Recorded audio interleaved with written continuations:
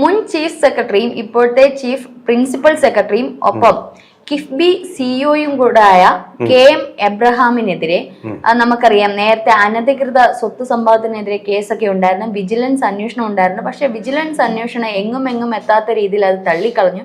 പക്ഷെ ഇപ്പോൾ CBI അന്വേഷണത്തിലേക്ക് നീങ്ങുന്നു എന്നുള്ളൊരു വാർത്തയാണ്.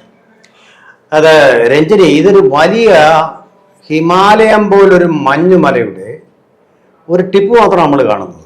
ഈ KM എബ്രഹാമിന് മുമ്പും ഈ ആരോപണങ്ങളൊക്കെ തന്നെ വന്നിരുന്നു. കേരളീയ സമൂഹം മറന്നിട്ടുണ്ടോ എന്ന് എനിക്കറിയില്ല. വലിയ കൊടിയ ആരോപണങ്ങളാണ് അദ്ദേഹത്തിനെതിരെ വന്നത്. വളരെ സമർത്ഥമായിട്ട് അസാധാരണമായിട്ടുള്ള മെയ് വഴക്കത്തോടെ പൂർവാധിക ശക്തിയായിട്ടും ശോഭയോടെയും അദ്ദേഹം തിരിച്ചു വന്നു. ജ്ഞാനസ്നാനം ചെയ്തു വരുന്നത് പോലെ, അഗ്നിശുദ്ധനായി വരുന്നത് പോലെ അദ്ദേഹം വന്നു. ആ ആരോപണങ്ങളുടെ പേരിലാണ് ഇപ്പോൾ CBI അന്വേഷണം വരുന്നത്. നോക്കൂ, അപ്പോൾ ആ അഗ്നിശുദ്ധി ലഭിച്ച ആള് ഇപ്പൊ നോക്കൂ, ആ അഴിമതിയെല്ലാം ശരിയായിരുന്നു അല്ലേ കാലം തെളിയിച്ചിരിക്കുന്നത്. അന്നും പിണറായി വിജയൻ ഉണ്ടായിരുന്നു. പിണറായി വിജയനെ പറ്റി പറയുന്ന കാര്യം, അദ്ദേഹത്തിന്റെ പേരിലുള്ള അഴിമതികളെല്ലാം തേച്ചു മാച്ച് തുലച്ചു കളയാൻ അസാധാരണമായിട്ടുള്ള ഒരു ശേഷി വിശേഷം ഉള്ള വ്യക്തിയാണ് നമ്മുടെ മുഖ്യമന്ത്രി. അതുകൊണ്ടാണ് അദ്ദേഹം ഇവിടെ ലാവ്ലിൻ കേസ് പലതവണ അദ്ദേഹം കേരള യാത്ര നടത്തിയപ്പോഴും ഒക്കെ തിരിച്ചടിയാവും അദ്ദേഹത്തെ ഇപ്പോൾ അറസ്റ്റ് ചെയ്യുമെന്ന് പറഞ്ഞപ്പോൾ ഒരു ചാഞ്ചല്യവുമില്ലാതെ ഒരു കുലുക്കവുമില്ലാതെ നേരിട്ട് കൊണ്ട് കേരളത്തിന്റെ മുഖത്ത് നോക്കി പരിഹസിച്ചത്. ഇപ്പോ ഇവിടെ EDയും അതുപോലെ SFIOയും എല്ലാം കൂടെ ചേർന്ന് അന്വേഷണം നടത്തുമ്പോഴും അദ്ദേഹത്തിന്റെ മകൾക്കെതിരെ 1 അല്ല 2 കുറ്റപത്രം സമർപ്പിച്ചപ്പോഴും പത്രക്കാരെയൊക്കെ അദ്ദേഹം നേരിടുന്നത് അസാമാന്യമായിട്ടുള്ള മെയ്വഴക്കത്തോടെയാണ്. ഞാനിതൊന്നും കാര്യമായിട്ട് എടുക്കുന്നില്ല എന്നാണ് അദ്ദേഹം പറഞ്ഞത്. അതിന്റെ തലേദിവസം കോടതിയുടെ ഒരു വിധി അദ്ദേഹം കാര്യമായിട്ട് എടുക്കുകയും ചെയ്തു. ഗവർണറുടെ പേരിലുള്ള ഗവർണർക്കെതിരെയുള്ള വിധി വന്നപ്പോൾ അത് അദ്ദേഹം കാര്യമായിട്ട് എടുത്തു. ഇദ്ദേഹത്തിനെതിരെയുള്ള വിധി വരുമ്പോൾ മകൾക്കെതിരെയുള്ള വിധി വരുമ്പോൾ അദ്ദേഹത്തിന് അത് കാര്യമായിട്ട് എടുക്കുകയില്ല. കാര്യമായിട്ട് എടുക്കാതിരിക്കാനുള്ള കാരണങ്ങളിൽ ഒന്നാണ് ഇപ്പോ ഏത് പ്രിൻസിപ്പൽ ചീഫ് സെക്രട്ടറിയുടെ പേരിലാണ് CBI അന്വേഷണം ഹൈക്കോടതി ഉത്തരവിട്ടിരിക്കുന്നത്. അതെല്ലാവരും കൂടി നൽകുന്ന ഒരു സ്വാസ്ഥ്യമാണ്, ചാഞ്ചല്യമില്ലായ്മയാണ്, കൂസലില്ലായ്മയാണ്. മുഖ്യമന്ത്രിയുടെ നേരത്തെ ചീഫ് സെക്രട്ടറി ശിവശങ്കരൻ സ്വർണ്ണക്കടത്ത് കേസ് നമുക്കറിയാം. അദ്ദേഹത്തിന്റെ ഒരു പിൻഗാമി എന്നുള്ള രീതിയിലാണ് ഇപ്പൊ KM എബ്രഹാം 2017 റിട്ടയർ ചെയ്തതിനു ശേഷം എത്തിയത്. ഒരു പുനർനിയമനം തന്നെയായിരുന്നു. അപ്പൊ റിട്ടയർ ചെയ്ത് പിന്നെ അദ്ദേഹത്തിനെ ശരിക്കും പറഞ്ഞാൽ അന്ന് ശിവശങ്കരനാണ് മുഖ്യമന്ത്രിയുടെ വലങ്കയും മെടങ്കയും സന്തത സഹചാരിയും എങ്കിലും അദ്ദേഹത്തിന്റെ മനസാക്ഷി സൂക്ഷിപ്പുകാരനെങ്കിൽ ഇപ്പോൾ KM എബ്രഹാം ആണ്. അപ്പൊ ചീഫ് സെക്രട്ടറിമാരുടെ ഇടയിൽ ഈ 2 തരത്തിലും കേസുകൾ വരുമ്പോൾ, അഴിമതി കേസുകൾ വരുമ്പോൾ, അല്ലെങ്കിൽ ഇത്തരത്തിലുള്ള അനധികൃത സ്വത്ത് കേസും മറ്റുള്ള സ്വർണ്ണക്കടത്തും ഒക്കെ വരുമ്പോൾ ഇതിലും മുഖ്യമന്ത്രിക്ക് യാതൊരു പങ്കുമില്ല എന്ന് പറയുന്നതിൽ എന്ത് ചേതോ വികാരമാണ്. അതെ, അദ്ദേഹം സൂര്യനാണ്. പാർട്ടിക്കാരെ പുകഴ്ത്തുകയാണ്, സ്തുതി പാടുകയാണ്. അദ്ദേഹം സൂര്യനാണ്. അദ്ദേഹത്തിൻ്റെയൊക്കെ അടുത്തേക്ക് വരുമ്പോൾ ഹനുമാൻ കരിഞ്ഞു വീണതുപോലെ, ഹനുമാൻ പൊള്ളിപ്പോയതുപോലെ അന്വേഷണ ഉദ്യോഗസ്ഥരെല്ലാം പൊള്ളിപ്പോകും. സത്യമാണ്. അല്ല, മുഖ്യമന്ത്രിയുടെ കൈ ശുദ്ധമാണ്. മോളുടെ അടുത്ത് കേസ് വന്ന് മോളല്ലേ ചെയ്തേ, മോളുടെ കമ്പനി മോളുടെ ഇത് ഞാൻ ഇതിലൊന്നും അറിയില്ല. എന്റെ മോളാണോ എന്ന് പിന്നെ ഇനി അവസാനം അത്തരത്തിൽ ഇനി വല്ലോ അദ്ദേഹം പറയുമോ എന്നുള്ളതാ സംശയം. എന്റെ മകൾ, അത് എന്റെ മകളുടെ കമ്പനി, എന്റെ മകളുടെ ഇത്, എന്റെ കൈ ശുദ്ധം, എന്റെ കൈകൾ ശുദ്ധമാണ് എന്നാണ് അദ്ദേഹം എപ്പോഴും. ചീഫ് സെക്രട്ടറി ശിവശങ്കരന്റെ കേസ് വന്നപ്പോൾ ഞാൻ എന്ത് ചെയ്യാൻ, ചീഫ് സെക്രട്ടറി അങ്ങനെ കാണിച്ചു, എന്റെ കൈ ശുദ്ധം. KM എബ്രഹാമിന് ഇതുപോലെ ശുദ്ധമെന്ന് പറഞ്ഞു അദ്ദേഹം രക്ഷപ്പെടുകയല്ലേ ചെയ്യുന്നത്. ഒരു പാറ്റേൺ ഉണ്ട് ഇതില്ല. നോക്കൂ, ശിവശങ്കർ അദ്ദേഹത്തിന്റെ പ്രിൻസിപ്പൽ സെക്രട്ടറി ആയിട്ടിരിക്കുമ്പോഴാണ് ഗൾഫിൽ നിന്ന് ഖുറാൻ, അതുപോലെ തന്നെ ഈന്തപ്പഴം, അതുപോലെ തന്നെ സ്വർണം, ഏറ്റവും പ്രധാനപ്പെട്ട സ്വർണം കടത്തിന്റെ കേസുകൾ വന്നത്. അതിൽ നിന്നെല്ലാം അദ്ദേഹം വളരെ സമർത്ഥമായിട്ട് രക്ഷപ്പെട്ടു. ലാവ്ലിൻ കേസിൽ നിന്ന് നേരത്തെ തന്നെ രക്ഷപ്പെട്ടു.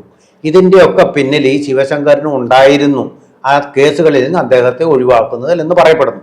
ആ ശിവശങ്കരന്റെ സമർത്ഥനായ പിൻഗാമിയായി വന്ന ആളാണ് KM എബ്രഹാം.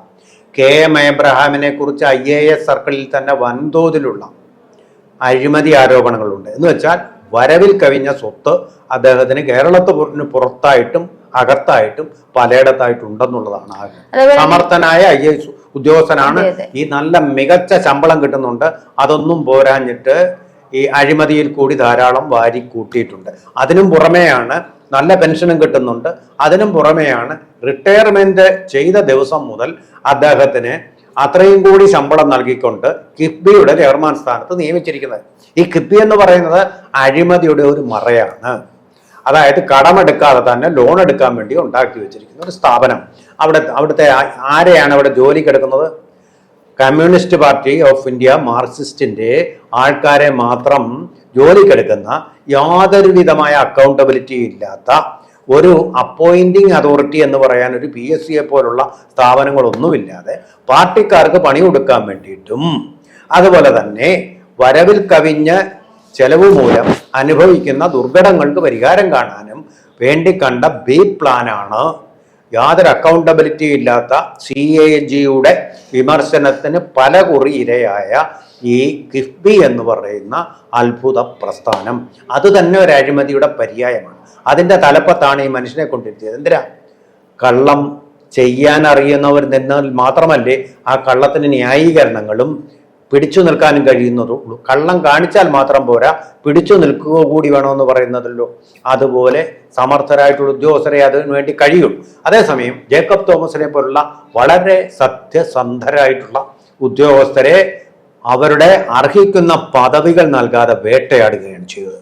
TP സെൻകുമാറിന്റെ നേരെ അങ്ങനെ തന്നെയാണ് ചെയ്തത്. കാരണം സത്യസന്ധരായി പോയി. അവരുടെ സേവനം ഇവിടെ ആവശ്യമില്ല. അഴിമതിക്കാരുടെ കറ പിടിച്ച കൈകളുള്ള ജേക്കബ് തോമസ് മുൻ വിജിലൻസ് ഡയറക്ടർ അല്ലേ? അദ്ദേഹം ഈ കേസ് അന്വേഷണവുമായിട്ട് അപ്പൊ അദ്ദേഹം തന്നെ പറയുന്നുണ്ട്, ഈ കേസ് അന്വേഷണം ഒരു തരത്തിലും ഇപ്പൊ വിജിലൻസ് തള്ളി എന്ന് പറയുമ്പോഴും വിജിലൻസിന് മുൻ ഡയറക്ടർ തന്നെയാണ് പറയുന്നത് ഇത് ഒരു തരത്തിലും മുൻപോട്ട് കൊണ്ടുപോകാൻ സമ്മതിക്കില്ലായിരുന്നു. അവരെ വളരെയധികം തടയുകയാണ് ചെയ്ത് ഇദ്ദേഹത്തിന് നേരെ വിരൽ ചൂണ്ടാതെ ഇദ്ദേഹത്തിന് നേരെ ഒരു അന്വേഷണവുമായി പല തരത്തിലുള്ള പ്രകോപനങ്ങൾ അല്ലെ പല രീതിയിലായിരുന്നു അവർക്ക് ചുറ്റും. ഒരു തരത്തിലും മുൻപോട്ട് പോകാൻ പറ്റാത്ത രീതിയിലാണ് വിജിലൻസ് അന്വേഷണം ഇപ്പം നിർത്തിവെച്ചിരിക്കുന്നത്. പക്ഷേ ഇപ്പോൾ CBI ഇറങ്ങിയിരിക്കുകയാണ്. അപ്പം മാസപ്പടി ഒരു തരത്തിൽ SFIയുടെ അന്വേഷണം, അത് കഴിഞ്ഞ് ED ഇറങ്ങിയിരിക്കുന്നു. ഇപ്പോൾ CBI അടുത്ത ചീഫ് സെക്രട്ടറിക്ക് വേണ്ടിയിട്ട് കുരുക്കിടാൻ ഇറങ്ങിയിരിക്കുന്നു. മുഖ്യമന്ത്രിയെ ഇപ്പൊ 4 ചുറ്റും വളഞ്ഞ് ചുരുട്ടിക്കൊണ്ടിരിക്കുകയാണ്. പക്ഷെ പുള്ളിക്ക് യാതൊരു വിധമായിട്ടുള്ള ചാഞ്ചാട്ടവും ഇല്ല. മറ്റൊരു CBI ഉദ്യോഗസ്ഥനെ ഇതിനെ വെട്ടും. ഒരു CBI ഉദ്യോഗസ്ഥനെ വെച്ചുകൊണ്ട് ഇതും വെട്ടും. അതാണ് അദ്ദേഹത്തിന്റെ സ്ഥിരം പരിപാടി. ഇപ്പൊ നോക്കൂ, KV തോമസിനെ എന്തിനാ വെച്ചിരിക്കുന്നത്? എന്തിനാണെന്നറിയാമോ KV തോമസിനെ വെച്ചിരിക്കുന്നത്? കോൺഗ്രസ്സുകാരനായിരുന്ന മറ്റു പാർട്ടികളിൽ ഇദ്ദേഹത്തെ സഹായിക്കാൻ ആൾക്കാരുണ്ട്. ഈ ലാവ്ലിൻ കേസ് അതുപോലുള്ള അഴിമതിയിൽപ്പെട്ടപ്പോൾ കോൺഗ്രസിൽ നിന്ന് സഹായിച്ച വ്യക്തിയാണ് KV തോമസ്. അതുകൊണ്ടാണ് അദ്ദേഹത്തിന് ക്യാബിനറ്റ് റാങ്ക് കൊടുത്തിട്ട് അവിടെ വെച്ചിരിക്കുന്ന ലൈസൺ ഓഫീസറായിട്ട് കേരള ഹൗസിൽ താമസം, സ്റ്റേറ്റ് കാർ എല്ലാം കൂടെ വെച്ച് കൊടുക്കുന്നത്. മനസ്സിലായോ? അപ്പൊ അങ്ങനെ സമർത്ഥരായിട്ടുള്ള ഉദ്യോഗസ്ഥരെ തന്നെ ഈ അഴിമതിയുടെ ചെളിക്കുണ്ടിൽ നിന്ന് മാറ്റാൻ വേണ്ടിയിട്ട് മറുപാർട്ടിയിലും ഇദ്ദേഹത്തിന് നല്ലൊരു പിടിപാടുണ്ട്. അതാണ് ഇത്രയും സ്ട്രോങ് ആയിട്ട് നിൽക്കുന്നത്. അതുകൊണ്ട് തന്നെയാണല്ലോ മാസപ്പടി വിവാദവും ഇത്തരത്തിലുള്ള വിഷയങ്ങളും വന്നിട്ട് ഒറ്റ പാർട്ടിക്കാര് കൊടിയും എടുത്തുകൊണ്ട് സെക്രട്ടേറിയറ്റിന് മുമ്പിൽ വരുന്നില്ലല്ലോ. ഒരു പ്രതിഷേധം അനാവശ്യമായിട്ടാണ്. ഇന്നും രാഹുൽ മാങ്കൂട്ടം പ്രതിഷേധവുമായിട്ട് മറ്റേ എവിടെയായിരുന്നു പ്രതിമ പുനഃസ്ഥാപിച്ചു, എനിക്ക് കൃത്യമായിട്ട് കിട്ടുന്നില്ല, അത്തരത്തിൽ പ്രതിഷേധമൊക്കെ ആയിട്ട് ഇറങ്ങുന്നു. പക്ഷെ മുഖ്യമന്ത്രിയുടെ നേരെ ഒന്ന് വിരൽ ചൂണ്ട ഇപ്പോഴൊന്നും വരുന്നില്ലല്ലോ. എത്ര പേര് സമരത്തിന് എടുക്കുന്നു, എത്ര പേര് സെക്രട്ടേറിയറ്റ് കിടക്കുന്നു? SFIയോ ഇതുവരെ ചോദ്യം ചെയ്തില്ലല്ലോ മുഖ്യമന്ത്രിയോ വീണ ജോർജിനെയോ. നമുക്ക് കാത്തിരിക്കാം എന്നുള്ളതല്ലാതെ ഈ ചോദ്യം ചെയ്യൽ അങ്ങോട്ട് വരുന്നില്ല. അപ്പൊ പാർട്ടിയുടെ അദ്ദേഹത്തിന്റെ ആരാധകർ പറഞ്ഞ ഒരു സത്യമുണ്ട്, ഏത് അന്വേഷണവും കത്തിക്കരിഞ്ഞു പോവും. സൂര്യനാണ് പിണറായി വിജയൻ. ആ സൂര്യശക്തി, ആ സൂര്യശോഭ ഉണ്ടാകുന്ന ചില സോഴ്സുകളാണ്, പ്രകാശത്തിൻ്റെ ചില ഉറവിടങ്ങളാണ് ഈ KM Abraham, Sivasankaran, KV Thomas. അപ്പോൾ അത് പൊളിഞ്ഞ ഒരു കാര്യമാണ്. ഈ പ്രകാശ സ്രോതസ്സുകൾ എന്ന് പറയുന്ന അദ്ദേഹത്തിൻ്റെ ഈ ശക്തി സ്രോതസ്സുകൾ എന്ന് പറയുന്നത് ഇവരിൽ നിന്ന് ആർജിച്ചിട്ടുള്ളതാണ്. അത് അദ്ദേഹത്തിന് എല്ലാ പാർട്ടികളിലും ഇതിന് പറ്റിയ ആൾക്കാരുണ്ട്. ഒരുപക്ഷെ BJPയിൽ പോലും ഉണ്ടായിരിക്കാം. അതുകൊണ്ടാണ് അസാമാന്യമായ തൻ്റെ ഇടത്തോടുകൂടി മെയ്വഴക്കത്തോടുകൂടി ഇതിൽ നിന്നെല്ലാം അദ്ദേഹം ആത്മവിശ്വാസത്തോടു കൂടി തന്നെ രക്ഷപ്പെട്ടുകൊണ്ട്. പക്ഷെ എനിക്ക് തോന്നുന്നു സാറേ, ഇതിപ്പോ എല്ലാം കൂടെ ഒരുമിച്ച് വരുമ്പോൾ എന്തൊക്കെയോ ഒരു നിഗൂഢ നീക്കങ്ങൾ, ഏതോ നിഗൂഢ കാര്യങ്ങൾ നടക്കുന്നുണ്ട് പിണറായിക്കെതിരെ എന്നുള്ളത് തീർച്ചയാണ്. കാരണം അദ്ദേഹത്തിന്റെ കുരുക്ക് മുറുകും എന്നുള്ളതാണ് എനിക്ക് തോന്നുന്നത്. അങ്ങനെയല്ല ഞാൻ കാണുന്നത്. നിഗൂഢ നീക്കങ്ങൾ നടത്തുന്നത് മുഖ്യമന്ത്രിയും അദ്ദേഹത്തിന്റെ ഞാൻ ഈ പറഞ്ഞ കോട്ടറിയുമാണ്.